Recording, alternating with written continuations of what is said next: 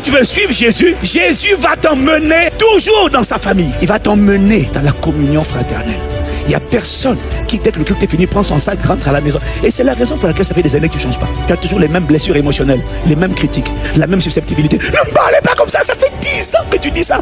Tu es venu à Jésus, mais ça fait 10 ans que tu es une fleur bleue. On ne doit pas te toucher. Pour te parler, on doit prier. Parce qu'on a peur de comment tu vas réagir. Et dès qu'on dit ta chose, tu as donné ta vie à Jésus. Mais pourquoi tu es comme ça? Parce que tu es dans ton coin. Tu n'es pas dans une dynamique de communion fraternelle. Il n'y a personne qui change en restant seul. Proverbe chapitre 18, au verset 1. Celui qui se tient à l'écart cherche ce qui lui plaît. Il s'irrite contre tout ce qui est sage. Celui qui se tient à l'écart, celui qui se tient hors de la communion, hors de la famille, hors de la dynamique de groupe, il dit, il cherche ce qui lui plaît. C'est un égoïste. Il ne changera jamais.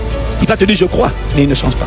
Parce que c'est impossible de changer en étant seul. Quel que soit ce que tu connais, tu ne changes pas avec ce que tu connais, tu changes avec les interactions.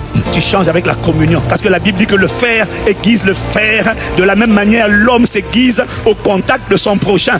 Moi, tu sais, j'aime les gens. On va voir si tu aimes les gens dans la communion fraternelle. On ne le verra pas dans tes déclarations, on le verra dans ton comportement. Mais ton comportement, c'est au milieu des frères et des sœurs qu'on va voir ce que tu as vraiment dans le ventre. On va voir c'est quoi ton vrai caractère. Ne nous annonce pas que tu es spirituel. On verra que tu es spirituel. On verra que tu es quelqu'un d'aimable, de patient, de persévérant, de doux, de humble. On le verra pendant que tu vas travailler avec les frères et les sœurs. Oh, il va y avoir des frictions, des interactions. Ah ben oui, le frère aiguise le frère.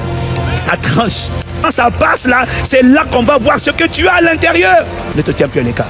Rentre dans la dynamique, rentre dans la communion, rentre dans la famille spirituelle.